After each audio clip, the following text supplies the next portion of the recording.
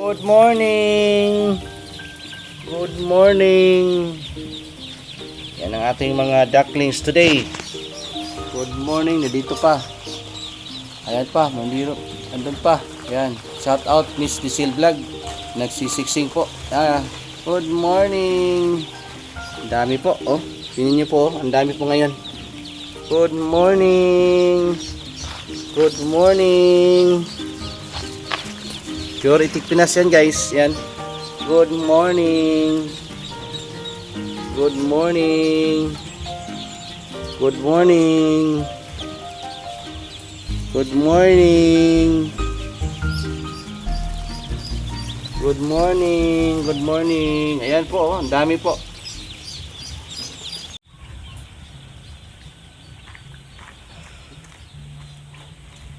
Good morning. It's me, Leo Songke from Davao City, Itik Farming Davao, ang content creator ng mga itik. Guys, kumusta? May mapakita ko sa inyo ngayon bago pong napisa natin dated today, August 10, 2024. Puntahan natin yung aking brooding facilities na bagong pinagawa natin. That was 1 month ago. Na-steal na natin para hindi na tayo makabisi-bisi pagdating ulan. Tara, let's go. Bago yan guys, pag hindi pa kayo nakapasubscribe sa ating YouTube channel at mahilig kayo sa usapang ganito guys, subscribe naman, pake naman. Tara, let's go. Yan, bali ang topic natin ngayon, paano magsiksing. Yan po. Yan po ating mga bagong napipisa ngayon. At syempre, yan po si Miss Lisel nag-siksing na. Ay, kaway-kaway. Kamusta dyan? Kamusta? Yan po. Hinalo na muna namin yung mga kulay na itim at brown. As makikita nyo po yung mga dalawang kulay lang po sa ating Ifan, Itik Pinas dito po sa Davao. So yan po ang ginawa nating brooding facilities. Before nakikita nyo po yung ating dati na paglagyanan, yung kawayan lang at saka hangin. Ngayon iba na. Yan o, pinagawa na natin, nagkadikit sa bahay. At syempre nandito po, pag open mo ng ganun, yan, nandito sila lahat. Good morning. May isa din puti. Ay, wag nang lagyan dito. Ano to, para hindi makulong. Yan, good morning. Good morning. Good morning. Di all pa lang to. Sa mga nakapanood dito sa ating video, pagka nakapag-booking kayo, first come first serve po yung aming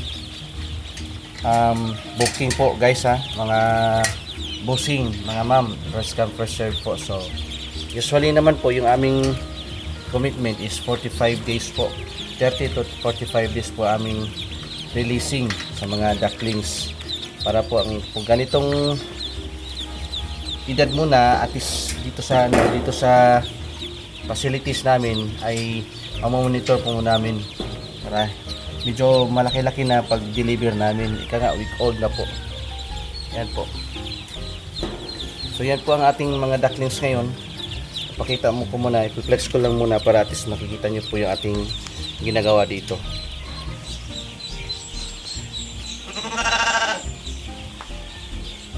So at least ditong aming paglagyanan guys, hindi na masyadong mapiktuhan ng mga tag-ulan, no? Kasi po ay naka building na po talaga sila.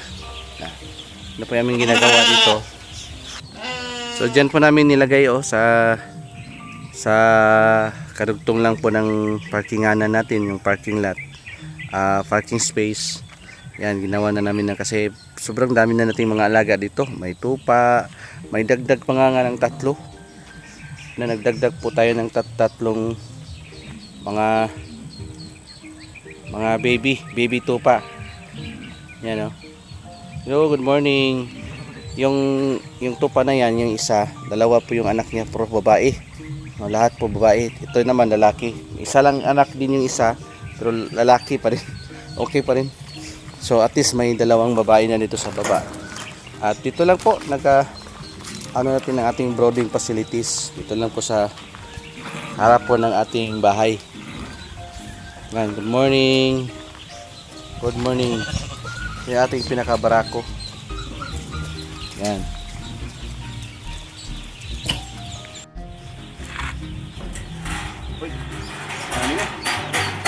Good morning.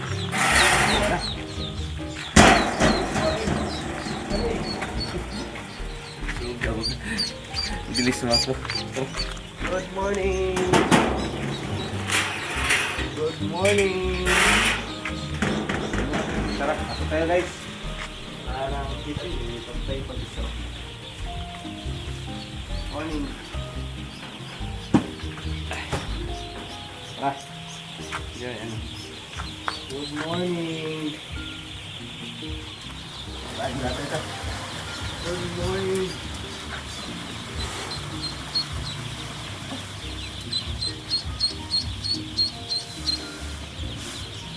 Okay, good morning.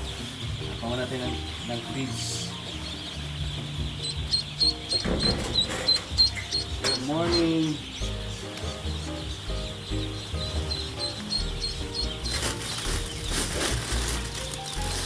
Bilis ang bilis na ulit yung isang sako.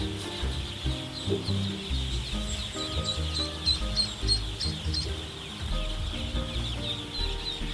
morning pa. Good morning.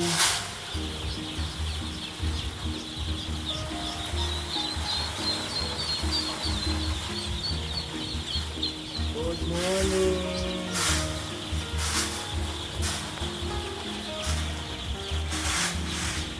Morning.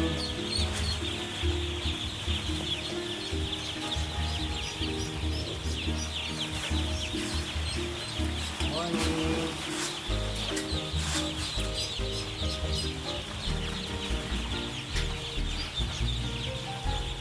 Ibaba ang konti ang yung kanina pa rin ko.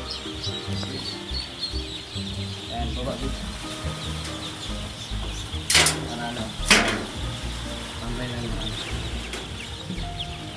Good morning. Good morning. Check out pala sa hawak ng cellphone. Kamera.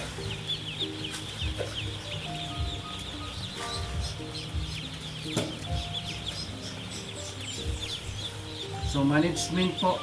So, i-explain ko po yung management na ginagawa namin dito guys.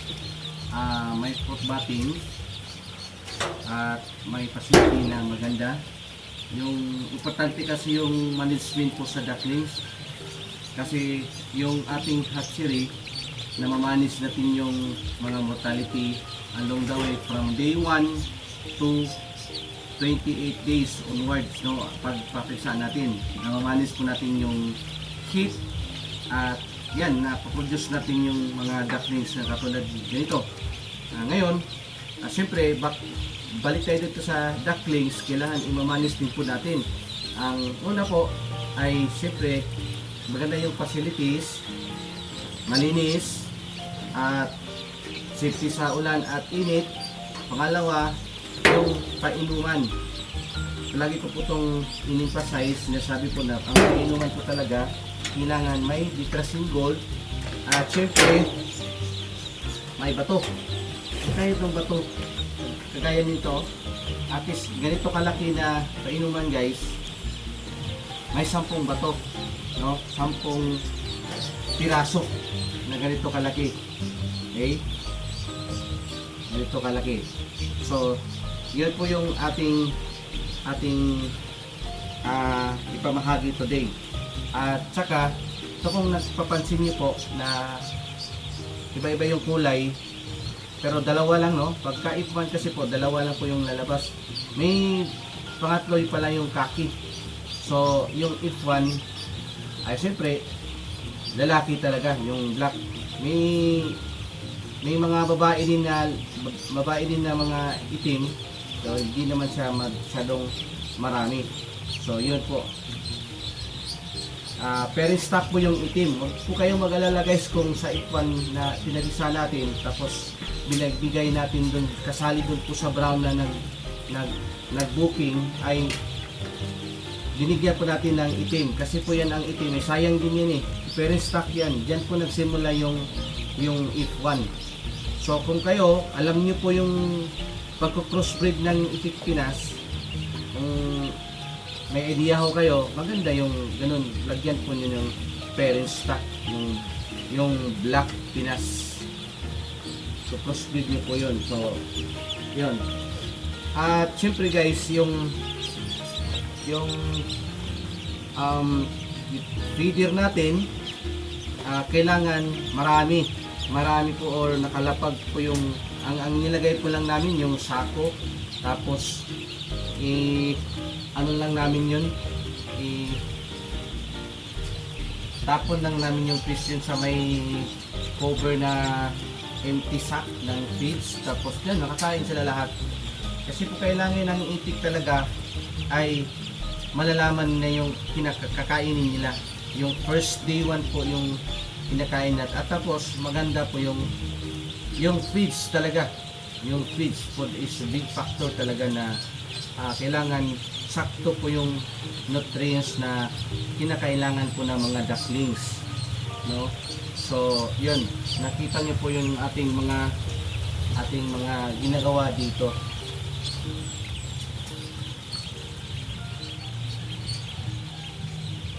Dito may mga ano na po, may mga yung tubig niya dito na halo-haloan po ng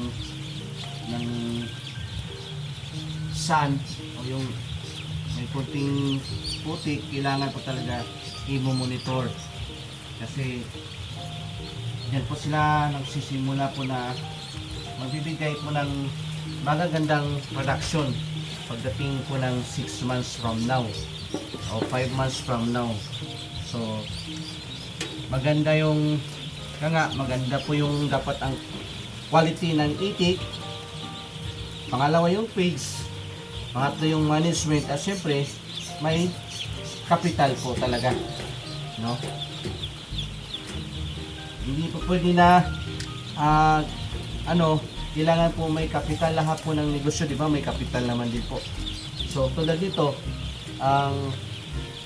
nag-invest po talaga tayo sa building, sa itik, kasi before nahiya tayo pag may mga bisita tayo guys, no, magpunta dito sa ating facilities, tapos yung pinakita natin hindi naman masyadong maganda. At least ngayon kikita nyo po yung aming facilities dito sa actually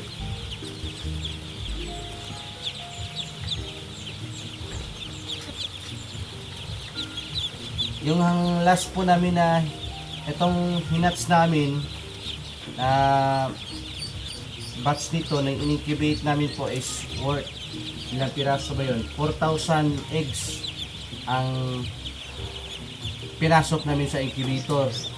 At yung hatching rate natin ay nasa 70 to 80%. So I think ito mga almost 4,000 itong mga ducklings na to. So yun, magpipili tayo ng mga lalaki, babae, pero pagka last end ng ating video para hindi na po din maboring ng manonood sa atin. Ganda po ng mga itik po, oh, kulay brown. Pang 2 araw pa lang to dito. 2 araw pa lang to dito. So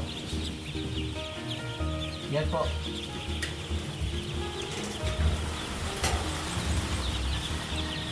Kailangan po talaga marunong ka din mag-balansi.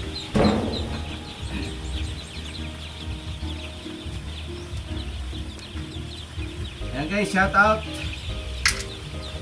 John Kidon, Sir John sa Sarangani Province, Sir. Sir Alan Daklan, shout out po kayo. Kumusta po kayo? Engineer Noel Pono sa Corel Davao City, yung ating partner ni sa Etikan. And Arnold Guerrero, sir, shout out.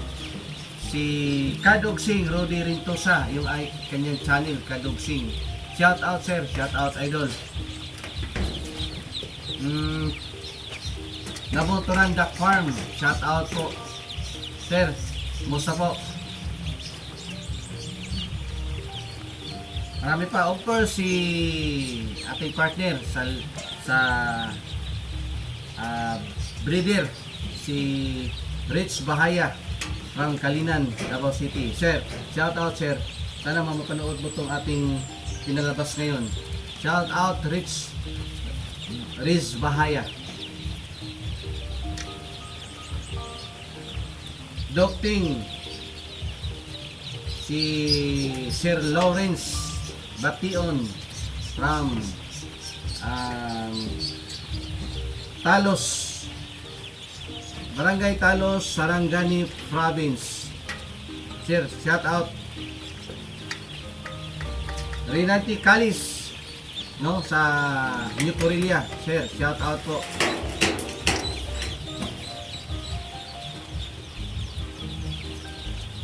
Sila Boy Abina, New Corelia, sa Moncayo, yung nagbibigay sa atin ng Anglo Nubian. Shout out sir. Mga Ubahay family, Sir Boy, Bossing, kumusta po? Yung anak niya sa New Caledonia. Shout out sir, kumusta po diyan? Ingat po kayo diyan sa bansa niyo. Maraming salamat po. And sino pa ba? Ayan. Arnold Lapilid, no? Maraming salamat po. Lunaida Mendez, no? Yung kanyang channel. Taga Manila. So, ma'am, shout out po. Sino po bang isa-shout out natin, guys? Hindi na natin recall yung iba. Kasi po ang dami na po nating mga kaibigan dito po sa larangan ng pag-iitik. Shout out po pala si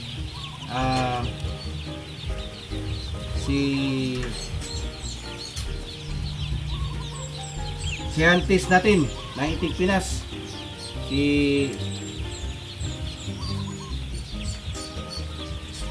Rene Santiago. O yan, sir, shout out po. Ito po yung Itik Pinas na nagagaling po sa inyo yung pinaka pure line, no? Kayo po nag crossbreed nito.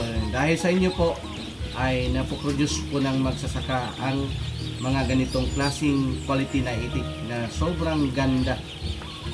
Panalo ka sa production, sa itlog, champion. Ay, hindi pala. Shout out din po pala sa mga taga Kidapawan City, si Uyaw, no? Galvin Uyaw, sir. Kumusta po? Ang ganda po ng farm nyo. Sana po makabisit ulit tayo. Si Boy Mantuhak, yun. Boss, namimiss ko po kayo, boss. Boy Mantuhak, yan, taga makilala yan. And mga Katubig family, sana po matuloy na po yung plano nyo mag-itikan. Si Ate Suling, matuloy na po sana. Of course, ang ating kaibigan na YouTuber din, si Pinoy Palaboy. Yan, sir, Pinoy Palaboy. Shout out po.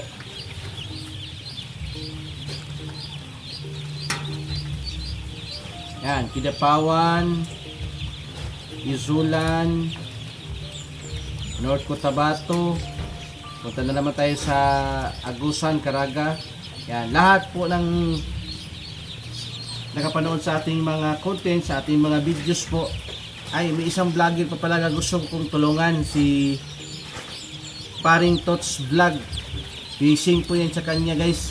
Paring Tots Vlog, taga Talikod, Samal Island, Gailang Garden City of Samal, Paring Tots. Ipa-plus ko po yan para pwede ma-subscribe. Ang ganda ng content talaga niya. Maka-unwind po kayo doon. Oh, may-ari po yun ng island. Siya po mismo. Hindi, doon po siya nakatira. Si Paring Tots Vlog. Yan. So, I think tapos na tayo. Mamaya i-section ko naman to. tapos na akong nagdaldal. Sana po nagustuhan nyo at lahat po ng nakapanood sa ating video, lahat na po ng nag-subscribe sa atin, marami pong salamat ulit po sa inyo. Tapos yung hindi ko po nabanggit isa-isa, alam ko po na palagi kayong nagsubaybay sa ating YouTube channel, Itik Farming Davao. Guys, thank you very much, no? Thank you so much po. We love you all, guys. Kita-kita tayo sa next nating vlog. Please subscribe. Bye-bye.